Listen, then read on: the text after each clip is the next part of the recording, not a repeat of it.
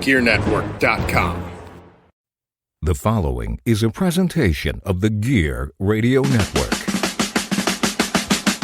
You're listening to the Better Live Than Dead podcast on the Gear Radio Network.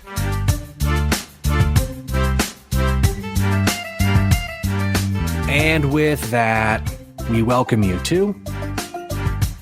That's right, it's the Better Live Than Dead podcast, ladies and gentlemen. It's powered by Better Live Than Dead and the Gear Radio Network. This right here, episode number 179. Episode 179, peoples. And holy hell, I just had a Trust the Podcast flashback there. Like you were leading it in, Ryan, the same way that you do with Trust the Podcast. But it's actually not Trust the Podcast. It's Better Live Than Dead.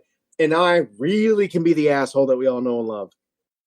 Yeah, I don't disagree. In our podcast, before we get too far into it, it's titled, Wait, it's 2022. Because if you remember correctly, we have not talked to you on this platform in this wavelength since September 21st. Many apologies. Got to blow the dust off the podcast real quick. I quite literally had to blow dust off of my microphone before I started, but that's because I decided to use my my chop saw in my basement, which was not very smart, but I did it anyway. So there was wood dust everywhere. Either way, neither here nor there. I am Ryan Wolfe at Wolfe BLTD. Joining me on the IndyCard Media Hotline, John Cimino at IMJCMoney on Twitter. John, last time we talked, it was about the Buffalo Bills. This time we're talking about football because, well, baseball non-existent, and hockey, the Sabres are terrible, so I haven't really watched much, if we're going to be completely honest. So yeah, well, it's okay. I'm sure nobody, at least in this market, gives a shit about what I feel about the Calgary Flames, who are winning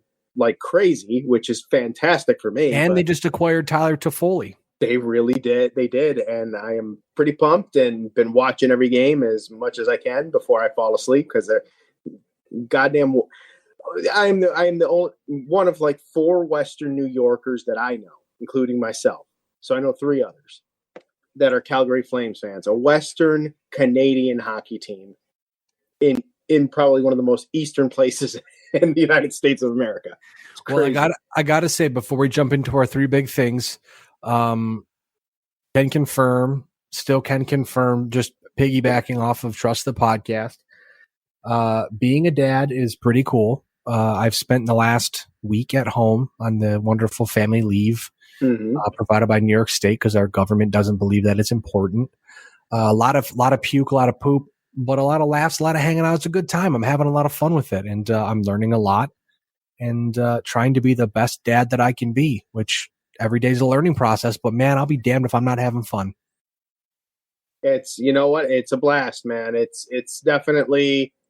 You know, I told you before the pizza baby was born, that it's going to be like, it's going to be life changing for you. You're going to be looking at the world through a different scope than you were prior. I mean, she just turned 2 months old this week, and I've gotten used to getting into bed about 8:30 at night, and my wife will get her to fall asleep, or I'll get her to fall asleep. And I've used my Beats by Dre earbuds, and I will watch TV on my phone on my side of the bed, and it's great, man. I've fallen asleep numerous times and woken up at 3-4 o'clock in the morning with a Beats by Dre earbud implanted into my lower back. Yeah, surprisingly, it has not ended up in my ass crack yet, which is, that's amazing that hasn't happened. Give it time. It definitely will, but it's a lot of fun, man. It's an adjustment, but it's a good adjustment. It's not one of those things where you're like, oh man, this isn't great, but I'm going to get used to it anyways. Like, this is arguably some of the most fun I've had. Absolutely. And it honestly, it gets better. It gets better from here, man. Every day it gets better. And I'm not going to lie. As a father now of children who are past that stage, there's so much about the stage that you're in right now that as a dad, I miss, but in the same, watching your child grow and develop before your very eyes and seeing what type of personality that they become and things like that, like, dude, that's awesome. So the best has definitely yet to come. I knew it was necessary, and I'm looking forward to it, but I knew it was necessary to take some time off when I started going to work, and I would come home and she'd be like a completely different person than when she was when I left for work. And I was like, I'm missing out on some very important times right now. I gotta spend some time home, and it's been a blast. I mean, it's great too, because every day she looks more and more like me, and I think my wife resents me for it. Well, I mean, it's an adjustment period for everybody. It's an adjustment period for everybody. And, nobody gets it right away. There's no manual for parenting. So just remember that, Ryan. There's no instruction manual for it. I think that's the most exciting thing, though, is that no one can explain to you, because your experience is different than mine, different than someone else's. And that's the most exciting thing about it. Right. Absolutely. Let me send you a picture right now of little baby Evelyn looking like me. Let's see. Hold on. I'm getting there. And I'm sorry. I've been very bad about sending pictures to you and Lewis. I apologize about that. That's okay. We are still here. We are on a podcast, though. So you can always wait and send it later if you need to. I already sent it now. We're going into the three big things, brought to you by PuckLuck.com, your one-stop resource for all your NHL sports betting action. PuckLuck provides win percentages and score projections for each and every NHL game to tilt the ice in your favor. Not sure what to bet or just in a rut? PuckLuck also provides expert picks to get the puck bouncing your way. Please note, PuckLuck.com is in no way affiliated with the National Hockey League, its teams, or the NHLPA. PuckLuck.com provides data related to gambling and cannot guarantee the success of any suggested or related wagers. And as always, John, please gamble responsibly. Now, I just got the picture. Freaking adorable. All right, go ahead. I appreciate that. First of the three big things, if you know anything about this podcast, anything about this podcast network, not even alone to just the BLTD podcast, any podcast under the Gear Network umbrella, you know that we love drama. And boy, is there some good drama in Arizona. Now, you have to help me out with this, because to be perfectly honest with you, I believe I'm starting my summer hippie phase early, especially with the acquisition of this daddy robe that I have. I love it. It's great. It's a fantastic freaking robe. I hope they open an affiliate program. I'm so applying for it. Anyways, so I'm in my hippie mode, right? Where I don't particularly watch TV or follow things very much. I just pretty much enjoy like other things. So when I noticed that there was like something about Kyler Murray unfollowing the Arizona Cardinals on Instagram and all that stuff and removing likenesses and things like that, yep. Like I'm like, what the hell happened? So here's you have the to help thing. me out here. I've got it from the start. Nothing was going on. We heard nothing. We thought everything was fine. A disappointing end to a very promising season for Kyler Murray and the Arizona Cardinals. As you mentioned, John, Kyler Murray deletes all of his Instagram posts relating to and or mentioning the Arizona Cardinals. He also unfollowed the Cardinals on social media. Then the bomb dropped. ESPN's Chris Mortensen reported Murray was reportedly upset with being framed as the, quote, scapegoat for the Cardinals. Mortensen did go on to report that things are, quote, expected to calm down between the two sides. But Mortensen did further his reporting by adding in that the Cardinals' disappointment with Murray, described by a source, centers around him, quote, being self-centered, immature, and a finger pointer. It gets better. NFL Network's Mike Garafolo reported, quote, the playoff game in Los Angeles, there was a minute left. The game had been decided. Backup Colt McCoy encouraged Murray to finish the game with his teammates. Garafolo reported, quote, a banged-up Murray said, no, that's it. I'm done. Garafolo went out to point the obvious and saying, quote, a lot of Cardinals folks were not happy with that. Garafolo went on to report on NFL Game Day morning, quote, I do know they're looking for Murray to take a step forward in a number of areas. We're talking about maturity, body language on the sideline, having a bigger voice with his teammates, and leadership. Kyler Murray responded to all these rumblings and reports on Instagram with a post saying, quote, all of this nonsense is not what I'm about. And he vowed to, quote, grow and get better. Now, John, since entering the league in 2019, Murray has led the Cardinals to a 22-23-1 record, 0-1 in the playoffs. He's amassed 11,480 passing yards and a 66.9 completion percentage, with 70 touchdown passes to 34 interceptions.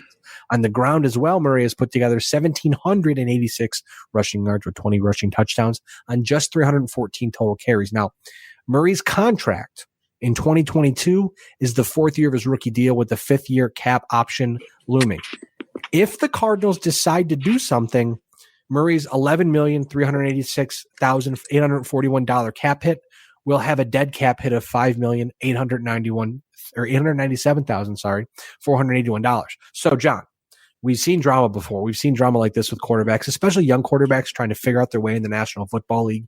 That first time they hit that wall of adversity, and then obviously things get smoothed out. Do you ultimately see this being smoothed out in Arizona, or do you think there's too much smoke coming out of the West Coast to say, hey, look at, especially with all of the potential quarterback openings this offseason, do you think there's something here, or do you think this will just blow over?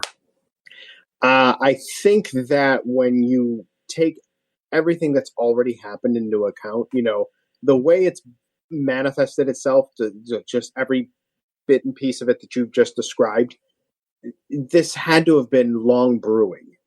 This doesn't strike me as this being a situation that, it would just be one and done. Strike one, you're out. There has to have been a buildup over the course of time.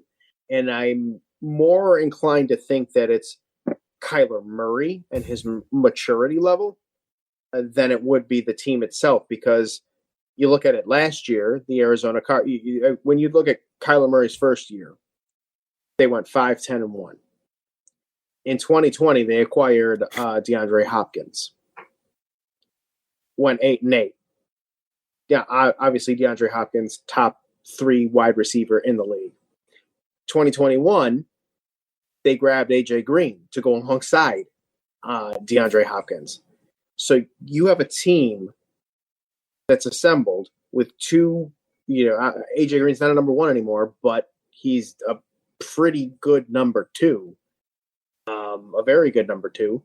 And you have a number 1 in DeAndre Hopkins. Like, they've centered that offense around how this guy has plays his game of football, plays his brand of football, extending the plays, getting out of the pocket, things like that, throwing or taking off for it if he needs to. They put a solid line around him.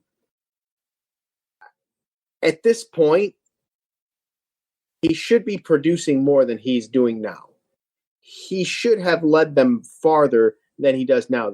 Who are these other players, these other pieces around them playing for at this point? You know what I mean? I think a lot of it, John, a good quarterback has a strong arm on his team because his team knows the quarterback's the leader. Kyler Murray has not acted and displayed, just in games that I've seen with him, and the traits of a leader that I personally thought he would have coming into the league.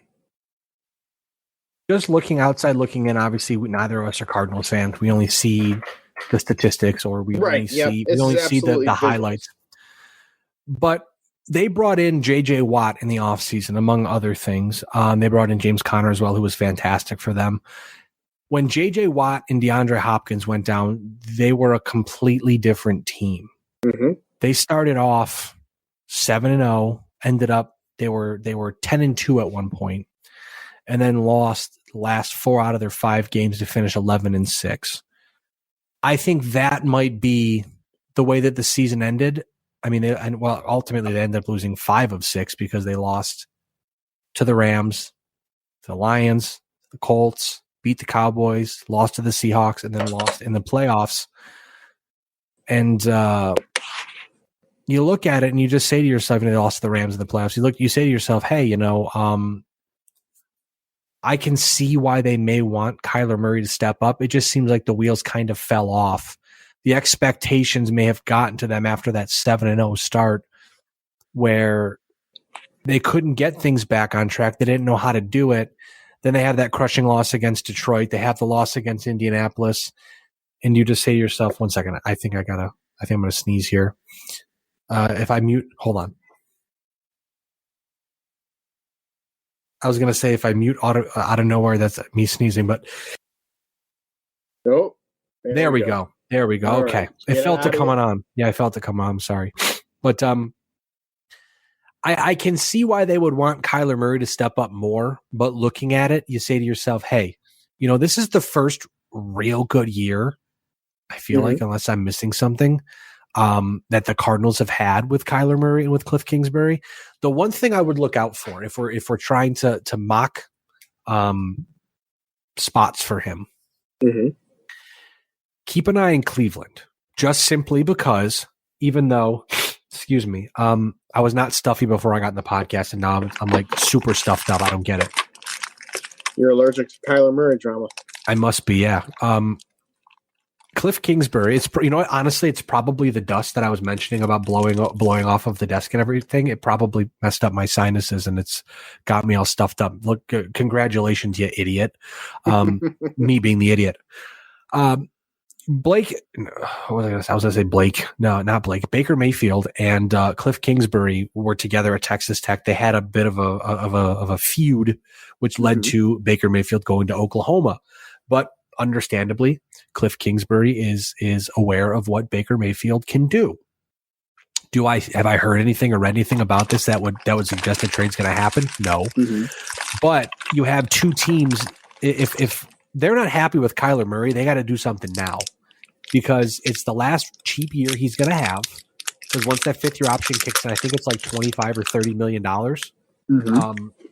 So at that point, the cost control becomes a little more difficult. But you look at a team like Cleveland, where I love Baker Mayfield. The dude is a dog. Like he'll play through. You could cut off a leg. He's like the guy from Monty Python, where one arm, one leg, half his head's missing. He'll still come back. He'll still play. Baker Mayfield, if there were any other quarterback, they probably wouldn't have made the entire season, aside from one game. But I think that a team like Cleveland, especially with seeing how the Cincinnati stepped up this year and was able to make a lot of noise in the AFC, getting to the Super Bowl and ultimately losing, I really think if they had a more dynamic quarterback, they might be able to make a more noise and take a bigger step. But then again, you've got a team like Seattle. Are they going to decide to blow it up and trade Russell Wilson? That could certainly shake things up. What are the Pittsburgh Steelers going to do at quarterback? Is Cleveland going to stick with Baker Mayfield? Is Kirk Cousins going to be potentially available out of Minnesota? They say no, but there's a potential of that happening. So the silly season really has started. I mean, also the one I have not even mentioned yet, Tampa Bay. Is Tom Brady going to stay retired? If so, does Tampa Bay go out and try to get a guy like, I don't know, a veteran quarterback that they can just plug and play and continue to run every year back to back for a Super Bowl until that defense finally breaks itself up or ages itself out? These are all the questions. That's why I'm saying that this is so interesting because, again, Kyler Murray, very cheap. The cap hit, the dead cap hit and the cap hit, both very palatable for a team and for the Cardinals. And his value really has never been higher and probably never will be higher because of the cheapness of that cap hit. Right. But you're going to have to pay, and it's going to cost a lot to get a guy like him. I guess we'll find out in the coming weeks because, again, it's mid-February now. You get a little bit of a lull from football. A couple weeks away is the combine, and then about a month or so after that's the draft. So if anything were to happen, it's probably going to happen between now and then, presumably too after the new league year starts in, I think, March. But again, John, I love some good old-fashioned quarterback team drama. Well, every time, I don't know. Every time it happens, it never ends well. No, it never does. For just in general, but particularly for that fan base. That fan base is invested in Kyler Murray. Not to even mention, too, if it's like this, he ain't going to be there much longer. Yeah, not to even mention, we failed to mention this one. What about when they go back and they play next year and they pretend like everything's okay? We know. Doesn't matter if it's brushed over. These things never go away. It'll be a story every week. It'll be a story on Sports. Well, yeah, but even if say it blows over, everything's fine. We're good. We talked it out. We're good. What's going to happen the first time they lose to a team like the Lions? Or they go out and they finish next year 9-8 or 10-7 or 11-6 and don't get out of the first round of the playoffs. Okay. Right. Well, is Kyler Murray really your guy? And then all of it starts all over again. Are you really going to pay him max money to be your quarterback? Blah, blah, blah, blah, blah. At some point you have to just say, look, the Cardinals have a very good team. Is Kyler Murray your guy? Yes or no? You have to make that decision. And then you go from there. I would think he's your guy because he's really good. But then again, because I think honestly what happens, John, end of the day, we've seen this happen a million times. It's going to be quarterback or coach. Make your choice. Right. Exactly. And the way it sounds, to be perfectly honest with you, it doesn't sound like it's going to be quarterback in this situation. I mean, it all depends how much I like Cliff Kingsbury. He's been given the tools, and he's been consistent, but he hasn't improved. He hasn't really done anything to make Arizona, take Arizona to that next level, and he has the talent around him to do it. So they could always circle back to that. Now, moving on to the second of the three big things here, it's what have you done for me lately? Now, every year, John, you, myself, and Lewis always have these conversations. That's why I had to dump it here in a podcast. Mm-hmm. When every season wraps up in the National Football League, we often hear the discourse of what have you done for me lately with the newly minted Super Bowl champions. This time around, we get to take a look at the Los Angeles Rams quarterback, Matthew Stafford. His stats, he's 86, 95, and 1. Obviously played 12 seasons with Detroit, 1 with Los Angeles. Mm-hmm. Excuse me. He has 49,995 passing yards, 323 passing touchdowns, 161 career interceptions. He has 1 Pro Bowl appearance, and he was the 2011, AP Comeback Player of the Year. Now, the question that always gets asked when we see veteran quarterbacks win a Super Bowl is Matthew Stafford, and don't get it twisted, John, it's Matthew Stafford, not Matt. His wife made sure she pointed that out on Twitter. Mm-hmm. On Instagram, whatever. Is Matthew Stafford a Hall of Famer? Future Hall of Fame cornerback Richard Sherman thinks not. Here's why. Quote, the Hall of Fame bar is incredibly low now, like a participation trophy. No all-decade team, no all-pro, no MVP, 1 Pro Bowl, not even the MVP of the Super Bowl, never considered the best in any year he played. At least Matt Ryan has an MVP now. According to Pro Football References, Pro Football Quarterback Hall of Fame Monitor, or HOFM as they call it, it's an average Hall of Fame quarterback sits at a 109 HOFM. Matthew Stafford's post-Super Bowl victory HOFM sits at 58.44. The lowest entry on that list that's in the Hall of Fame, Jim Kelly at 59.10. So, John, Matthew Stafford right now, outside looking in, Hall of Fame, or do you have him putting on a gold jacket? If he were to retire today, no, do you think he's in? Absolutely not. If he were to retire today, he'd be Hall of Very Good. He's not Hall of Fame, and here's why. Because he's had at what point did Matthew Stafford solely elevate that team to a next level? Well, here's the argument. This is the one argument that was brought up. Mm-hmm. And this is something that someone is probably screaming at their podcast right now. This was brought up by my brother. Actually asked me this. And it's a good argument, but here's what I'm going to tell you. How is Matthew Stafford not a Hall of Famer, but Calvin Johnson is? Well, I'll be more than happy to tell you.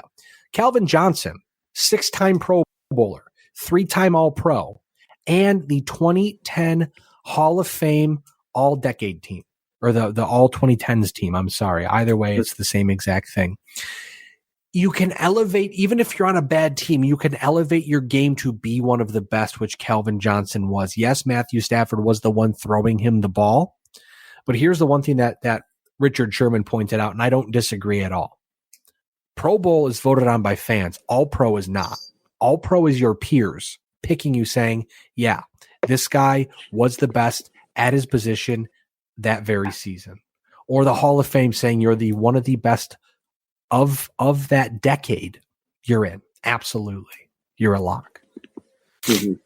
Matthew Stafford has not been that. And now don't get me wrong. No. He's not done that, but if you want to go ahead, you want to compare like Calvin Johnson to Matthew Stafford in their situations. I mean, Calvin Johnson wasn't brought into the franchise to be the savior and to be their the reason correct, that they. But I'm just doing the get over the hump. Matthew Stafford was the quarterback and the wide receiver position are 2 completely different circumstances. Sure.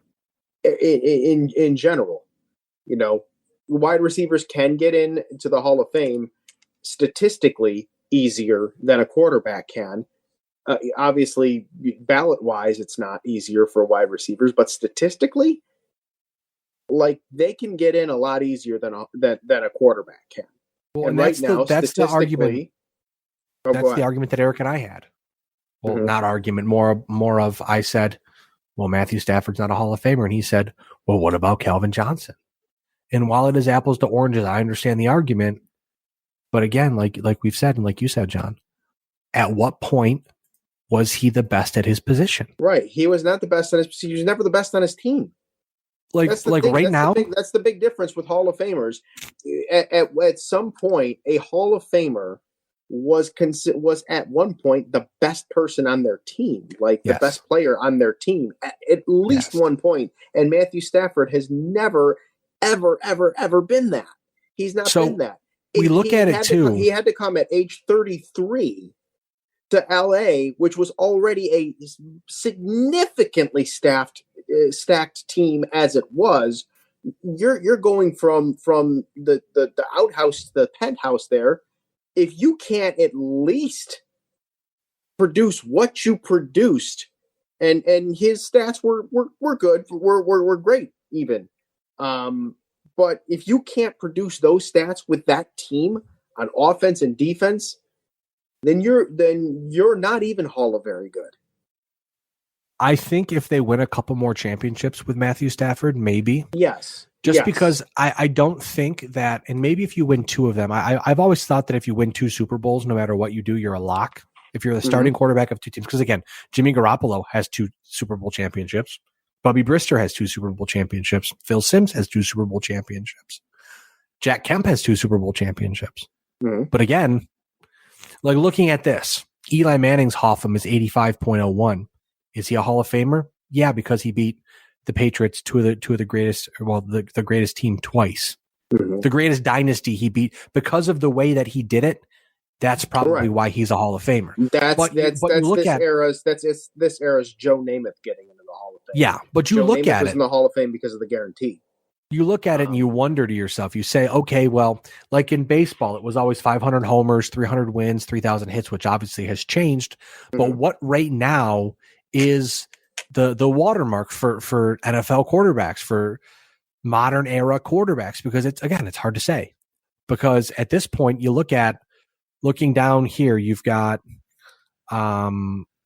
Brady has 84,000 passing yards and 600 touchdowns. That's probably insane. But you look at a guy that's not probably insane. That's never going to be beaten. That is insane. You've got a guy like Aaron Rodgers. He's won 1 championship. He's had 4. He's 4-time MVP. So that right there has him he's a definite lock. But 55,000 passing yards, 449 touchdowns.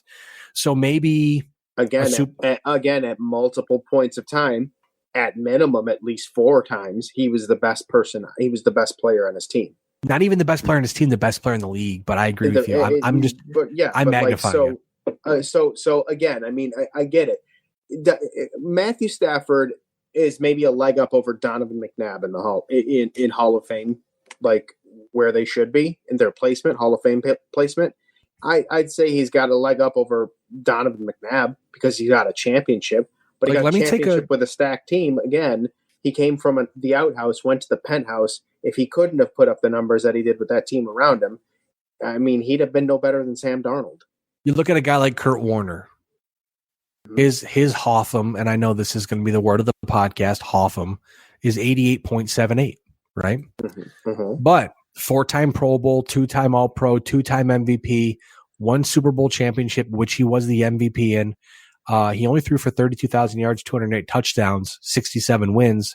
But again, when he played, he was one of the best. He was one of the best, and he elevated his teams. I mean, Arizona was the Bears who were who he thought they were, and that's why they took the damn field. Like that was the Cardinals before Kurt Warner got there, and even when he got there, as damaged goods from the New York Giants, he still had enough in him to ultimately beat out Matt Leinart, whom was drafted to be the franchise savior back then. That didn't work out. Warner came in, played his ass off, got the Cardinals to another Super Bowl, and nearly won the damn thing. Like, they did that because of Kurt Warner. The Rams did not win this Super Bowl because of Matthew Stafford. It was Cooper Kupp. if anything, was their best player this year. Yeah. And the defense, yes. But like when you look at, you talk about MVP candidates and things like that, Cooper Kupp, that team's a different team. I mean, he didn't have a Cooper Kupp after Calvin Johnson in Detroit, but he also didn't have like 7,000 other pieces too in Detroit. And that was the big difference.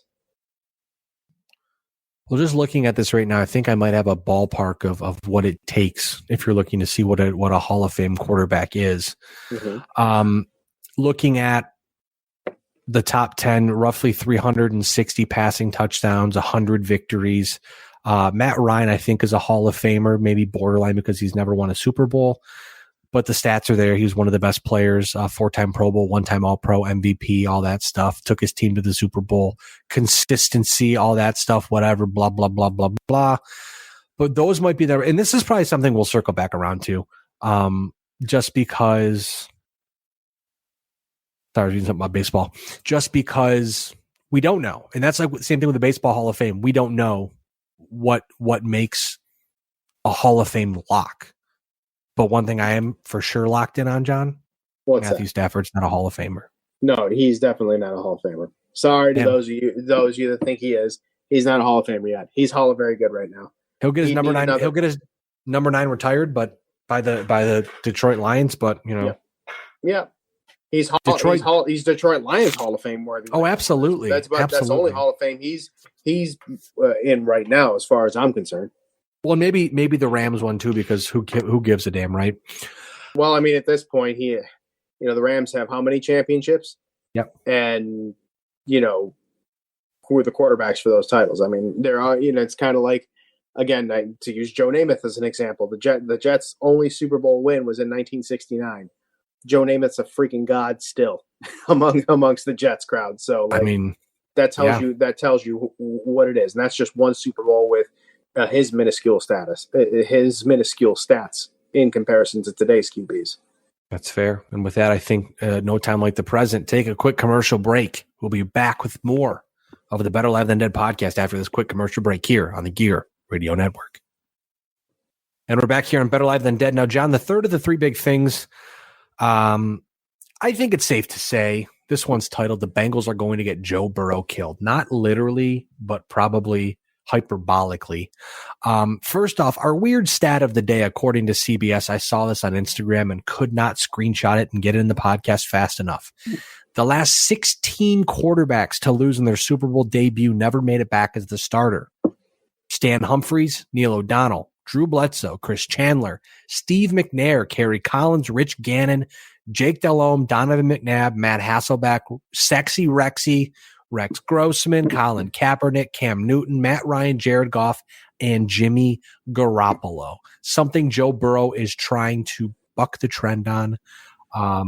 But again, we saw sometimes you can't mess with the happenings, man. They wore black, and the team who wore color on a losing streak, they won the toss. A team who won the toss on a losing streak, and they continued. But Joe Burrow, man, arguably the NFL's swaggiest quarterback, also happens to be likely the NFL's sorest quarterback. Joe Burrow was sacked 70 times this past season, regular and postseason combined.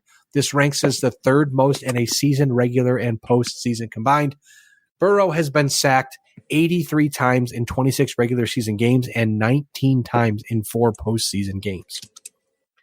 Coming into this past season, John, the will they, won't they of drafting Penei Sewell, I'm pretty sure I said that wrong, but whatever, out of Oregon, who ended up going to Detroit, which turned their season and possibly their franchise-altering decision to draft wide receiver Jamar Chase out of LSU. Now, Chase had arguably one of the best rookie seasons we've ever seen. Burrow still remains unprotected, though. In his rookie season, Burrow was hit while he threw in Week 11 toward his left ACL, MCL, and suffered damage to his PCL and meniscus. In the Super Bowl, we saw pressure once again getting to Burrow, who was sacked 7 times, tying a Super Bowl record. Burrow did not get out unscathed, though, as he suffered a sprained right MCL and did finish the game with it. Reportedly will not need surgery. But one thing is clear. The Bengals need to make a point this offseason to protect Joe Burrow. According to SpotTrack, the Bengals have an estimated $48.7 million in cap space this offseason to resign their own top players, but also try to prioritize protecting Joe Burrow. John, the name that's been brought up in passing is Andrew Luck. Could the Bengals risk turning Joe Burrow into the next Andrew Luck if they do not give him the proper protection? Now, mind you, I did look it up. Even Andrew Luck wasn't sacked as much as Joe Burrow has been sacked. That tells you something, because I remember how badly Andrew Luck used to get beat up on a weekly basis. So what do you think? Oh, yeah. Well, I would think that if the Bengals are smart, they won't let that happen.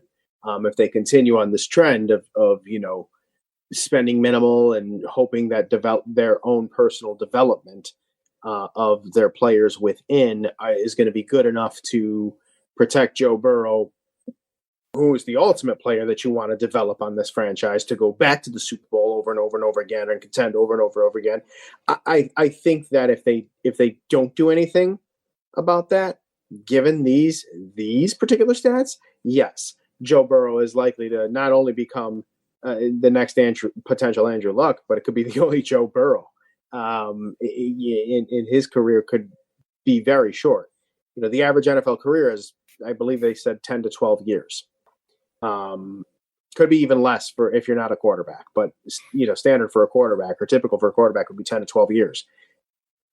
Being sacked 70 times in a season, that's a lot. That's a lot of hits. That's a lot of people coming at you. That's a lot of being hit from multiple angles, folded into an accordion multiple times. Like, that's not good. That's not good long term.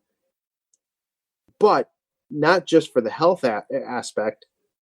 When you think about how the dude's playing, like, even in spite of this offensive line, to still throw for 4,611 yards, 34 touchdowns to 14 interceptions. He's doing that with that line, and came, in my opinion, a bogus call away from actually winning a Super Bowl with this team. John, I don't know if you saw the last play. You better go out and get him some protections. You better go out and get veteran players or bigger players or upgrade those key positions and protect him. Because if he's putting these numbers out there with that, imagine what the hell he could do with even half of a competent line. So here's the thing. First off, you mentioned an average NFL career back in 2016. The NFLPA said it was 3.3 years. The average career length skyrockets to 11.7 years for a player who was chosen for or plays in a Pro Bowl at least once in his career. That's interesting. The last play of the game for the Bengals, looking at it, it was very interesting to see that Joe Burrow had Jamar Chase wide open, but didn't have enough time. Right. Didn't have enough time to get the ball out to Jamar Chase. So the one thing that Chase has done, not only has he been absolutely fantastic offensively, he's allowed T. Higgins to become a very strong number 2 wide receiver. You've got the parts offensively. And the one thing that really pushed the Bengals up to the forefront of the AFC so quickly, not only was it Joe Burrow, not only was it Jamar Chase, but it was the fact that they went out and made some very big free agent signings on the defensive side of the ball and nailed almost all of them. And that's what they need to do offensively. They need to go out and either draft, trade, sign, whatever it may be, offensive linemen to protect Joe Burrow. I think if you can give him just a little more time, it's clear that he has the confidence. He has the ability to read defenses. He has the ability to play well in big games. And it's only up from here, honestly. You just have to keep him upright and protect him and keep him healthy. Obviously, you can't – freak injuries happen. You can't say, oh, yeah, if you go spend $50 million on an offensive line or blah, blah, blah, whatever it may be, $100 million. I don't know. I'm not an NFL GM. You can't say like, oh, yeah, that will mean that Joe Burrow will get sacked half the time. But do whatever you can to protect your young quarterback because, again, he's probably one more devastating knee injury away from just not playing football again because, again, right, exactly. There were people telling him that first knee injury he would not be able to come back from and play at as high of a level as he has, and he argued he did that. I mean, he ended up in the Super Bowl, but it's crazy. It is crazy, but think about it. I think about something I think you said to me on Trust the Podcast earlier in the season when we were talking about the window to do it when you have a young quarterback, in his rookie deal that far exceeds expectations. Like if you know you could win with this kid during this period of time when he doesn't cost as much, like you want to spend that extra cap money that you have on building something around him with, maybe, spend $100 million on an offensive line in the guy's second or third year, and cross the appropriate bridges when you get there. But that's the window to do it in, is the rookie deal. So they have 2 years with an option for a third left if they want to try and win something with Joe Burrow before you actually have to really pay him. They should be breaking the bank because they have a good nucleus there already.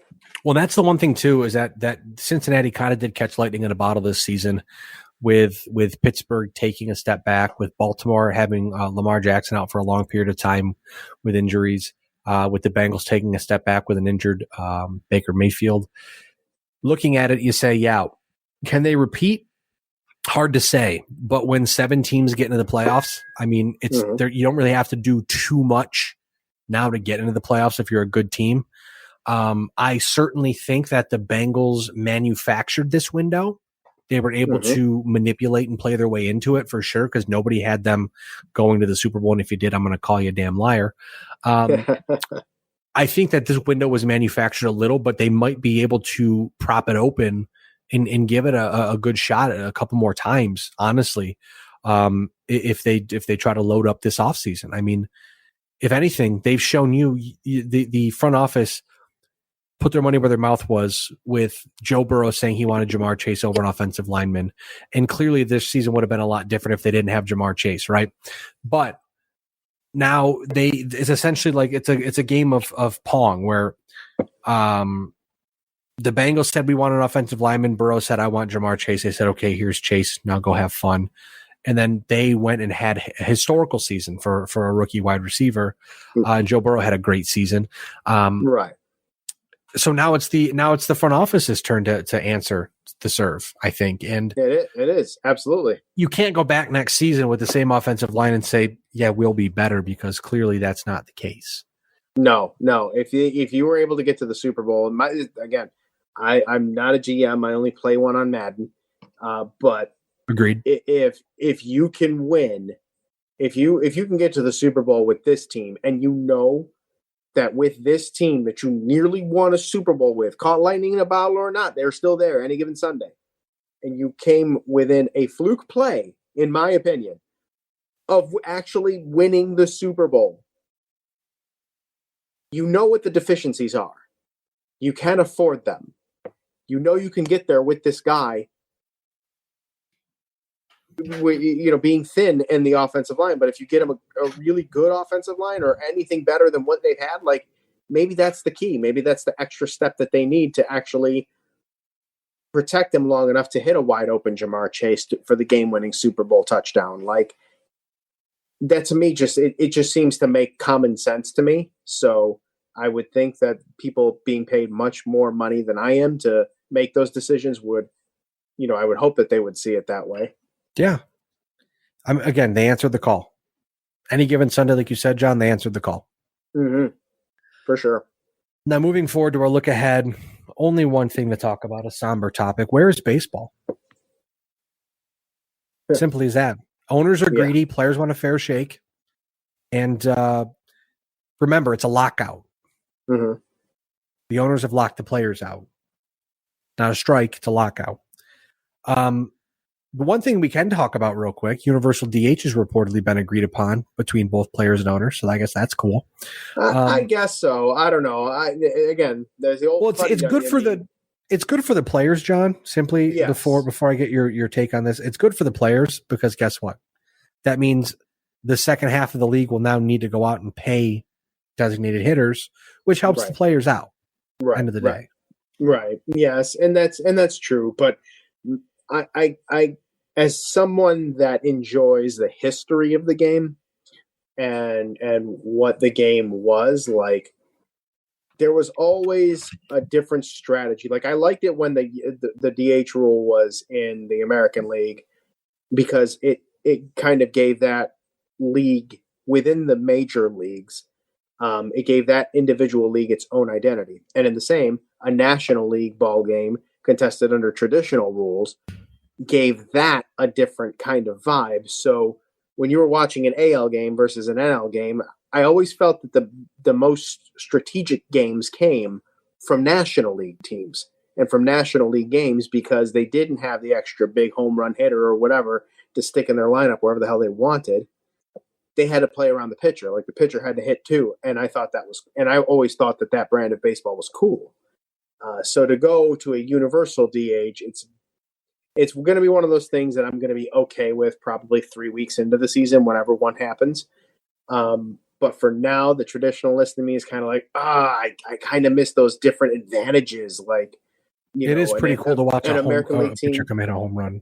Yeah, but like to watch an American League team that doesn't typically have pitchers hitting in the ninth, going to a National League park and playing under National League rules. Now that whole team, that American League team, their whole strategy and their whole game plan changes because. Oh yeah, John! Nothing more exciting than watching an old beat up David Ortiz try not to blow his Achilles tendon playing first base in Atlanta because the Braves don't have a DH. Well, you're not going to have to worry about that at all because David Ortiz doesn't play anymore. He's in the Hall of Fame now. He's in the Hall of Fame. You get that right, my young man. So you don't have to worry about that issue. But still, but that used to be me, John. Shit myself. Watching. Well, David Ortiz, his Achilles tendon is concrete, as hard as a concrete rock right now. But he's going to go out and play first base, and I'm like, Jesus Christ, don't die. I mean, it used to make me laugh when towards the end of Jorge Posada's playing days. When they would go and play in National League parks, they'd stick him on first base. It was hilarious. I don't know why, but watching Jorge Posada play first base was hilarious to me. I just miss meaningful baseball. Like I think, and here's the thing I mentioned here: a major league lockout will not affect the minor league season, and maybe we can get someone from the Red Wings on a podcast. I know we were going to try to do that before the pandemic canceled the season 2 years ago. Mm-hmm. I don't even remember when Major League Baseball. Yeah, the Red Wings played last season. I forgot about that. Yeah, they played last season. They started in May. Every year is just kind of a mush. But yeah, no. But this year is going to be normal season, normal cold ass opening home day game. Hey, 50 degree guarantee, man. Oh hell yeah! I'll be there either way. I don't care. It gets beneath 32 degrees, then and I've had enough road box in me, then the shirt comes off. Hey, nothing wrong with that. I'm talking. We got to get to a game, all of us. It's been a while. Yes, sir. But with that being said, I know last time I said it wouldn't be a long time till we podcast again. I'm just not going to put a guarantee out there because then I'll feel like a complete moron. You know what? But that's the strategy I take with the JC Money Show, and it works every single time. Well, I should pull the Jimmy Kimmel bit with Lewis because Lewis was supposed to join us today, but he's understandably busy. He's got life things going on, which is all good. No problem there. So, like, what was it with Jimmy Kimmel? He's always like, I think he said, with all apologies to Matt Damon, we'll get him next time or something like that.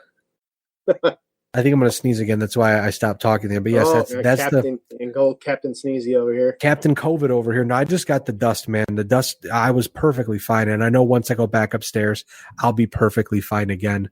All right. Hey, old Ryan Goldust over there gets his sneezes out of his system or at least gets his breath, catches his breath or whatever. All of you listening to the BLTD podcast, have you hit that subscribe button yet? If you haven't, please do that. That'd be great. That'd be awesome, and we would thank you very much for that. And I hate to be that guy, but again, going on Spotify, if you have Spotify, I'm not thrilled with them lately with the whole Joe Rogan thing, but that's a different story. Either way, that little bell next to subscribe to follow, if you click on that, it updates you every time a podcast comes through. I'll tell you what, I'm bad with podcasts, so I try to subscribe and follow all of the little bells. That way I get alerted, and then I add them to my new episodes. So that way I go to your episodes and I can listen to all my past podcasts that I need to catch up on. So that's a nice suggestion. You don't need the social media blast if you just hit that bell or precisely the plus sign on Apple or wherever the hell you listen to it. I personally don't give a shit about Spotify and whatever happens there. Like, as long as my podcast or our podcasts are on there and people listen, fuck it. Listen to the Dagum podcast. Know what I'm saying? I prefer Odyssey anyway, so go ahead. We're going to try something new here. I am Ryan Wolfe at Wolfe BLTD. John is at IMJC Money. With all apologies to Mr. Perez, we'll catch him next time. We ran out of time today. But as always, we are better live than dead. You're not. It feels goddamn good to say that and get back on the air. Yeah, buddy. Thanks again for everybody for tuning in and sticking around, and we will catch you sometime real soon. Bye. The preceding presentation has been brought to you by the Gear Network.